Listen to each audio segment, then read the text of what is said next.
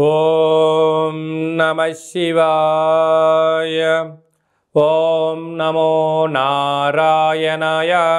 ఓం శ్రీ నరదృష్టి నివారణ కాళభైరవాయ నమో నమః. ఓం కుజ అరిష్టేతు సంప్రాప్తే కుజ పూజాంచ కారయేత్. కుజ ధ్యానం ప్రవక్ష్యామి రుణ రోగ శత్రుపీడోప ఉపశాంతయే. హరి ఓం. మా ఛానల్కి స్వాగతం. చూస్తున్న వీక్షకులకు ప్రేక్షకులకు ప్రియ కాళభైరవ భగవద్బంధులకి స్వాగతం పలుకుతూ మమ్మల్ని ఎంతగానో ఆదరిస్తూ ఉండబడినటువంటి ప్రియ సోదరీమణులకు అందరికీ కూడా సనాతన సంరక్షకులకు ధర్మ వీక్షకులకు ప్రేక్షకులకు అందరి పేరును కుజ భగవానుడి యొక్క ఆశీస్సులను కోరుకుందాం. కుజుడు రోగకారకుడు, రుణకారకుడు, శత్రుకారకుడు. ఎవరి యొక్క జాతకంలోనైనా లగ్నంలోనైనా 1లో 2లో 4లో 7లో 8లో 12లో కుజుడు సంచారం చేసినట్లయితే కుజదోష ప్రభావం ఉంటుంది. అలాంటి రుణాలు రోగాలు కుజదోష ప్రభావం ఎవరిపైన ఉండకుండా అందరినీ చల్లని చూపులతో ఆయురారోగ్యాలుగా ఆశీర్వదించాలని ఏడాది తర్వాత కుజ భగవానుడు 28వ తారీఖు 12వ నెల 2023 నుండి 5వ తారీఖు 2వ నెల 2024వ సంవత్సరం వరకు సంచారం చేయనప్పుడు ఎలాంటి ఫలితాలు ఉంటాయో, ఏడాది తర్వాత ధనుసు రాశిలో సంచారం చేయనప్పుడు ఎలాంటి ఫలితాలు ఉంటాయో సవివరంగా సంపూర్ణంగా తెలుసుకుందాం. తులారాశి వారికి ఏడాది తర్వాత ధనుసు రాశిలో కుజ భగవానుడు సంచారం చేయడం వలన తల్లిదండ్రుల మాట, గురువుల మాట, అన్నదమ్ములతో, అక్కాచెల్లెలతో మీరు ప్రేమపూర్వకమైనటువంటి మర్యాదలు ఇచ్చి పుచ్చుకోగలిగినట్లయితే మానవ సంబంధాలుగానే ఉంటాయి. లేదు అన్నట్లయితే ఆర్థిక సంబంధాలుగా మీరు ఏర్పరచుకోగలిగినట్లయితే రాబోయే కాలంలో గడ్డు కాలం అవుతుందని చెప్పి గమనించాలి.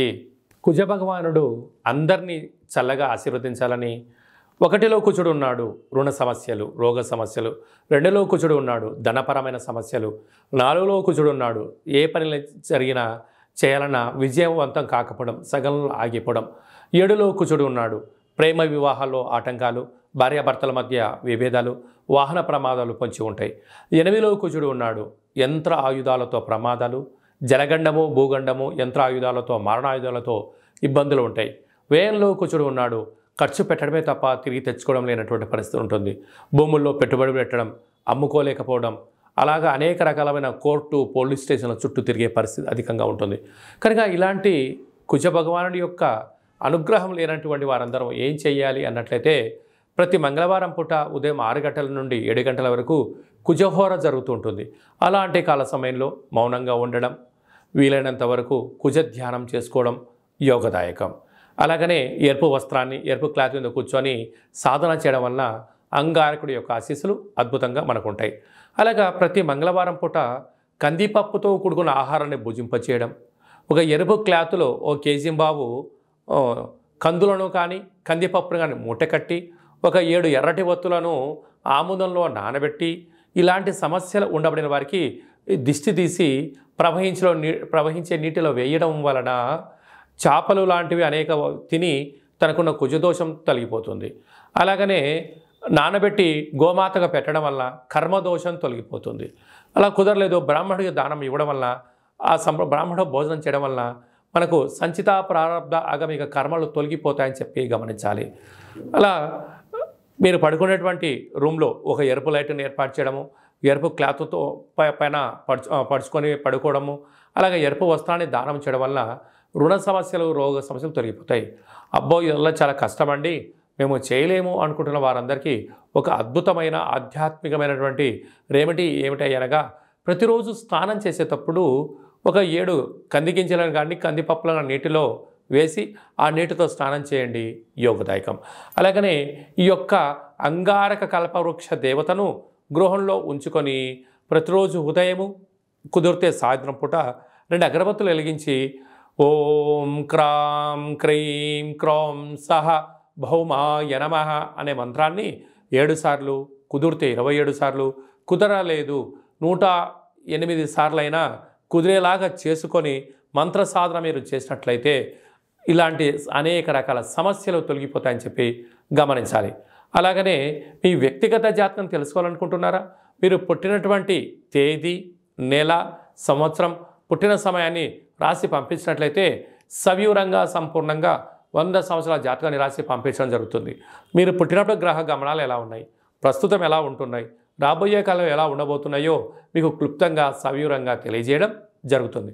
అలాగే చాలామందికి పుట్టినటువంటి కాల సమయంలో డేటా ఆఫ్ బర్త్లో లేనటువంటి వారందరికీ కూడా మీ పేరు యొక్క మొదటి అక్షరాన్ని అనుసరిస్తూ రాశిని తెలియచేస్తూ కాళ్ళ భైరవ ఉపాసన చేత మీకు గవళ ద్వారా భూత భవిష్యత్ వర్తమానాన్ని తెలియజేయడం జరుగుతుంది. కనుక ఆసక్తి గలవారు ఈ కింద నెంబర్ని ఆన్లైన్ ద్వారా కానీ ఆఫ్లైన్ ద్వారా కానీ వాట్సాప్ ద్వారా సంప్రదించి అపాయింట్మెంట్ తీసుకొని సంప్రదించగలరు. ఆధ్యాత్మిక విషయాలను తెలుసుకొని అష్ట కష్టాలకు దూరంగా ఉంటూ అష్టైశ్వర్య ప్రాప్తిని పొందాలని ఆశీర్వచనం.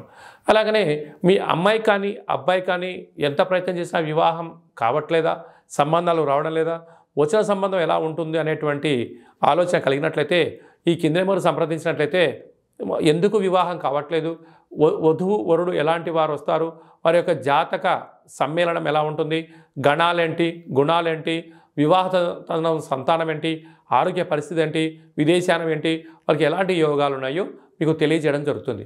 అలాగే గతంలో వివాహమైన దంపతులు తరచూ గొడవ పడుతున్నట్లయితే, పోలీస్ స్టేషన్లని కోర్టు మెట్లు ఎక్కుతున్నట్లయితే ఎందుకు ఈ సమస్య వస్తుంది, మీ పేరులో కొన్ని అక్షరాల మార్పు ద్వారా ఆధ్యాత్మిక సలహాల ద్వారా మిమ్మల్ని పాలు నీళ్ళలాగా కలిసి ఉండేటువంటి ఆధ్యాత్మిక సలహాలు సూచనలు కూడా ఇవ్వడం జరుగుతుంది.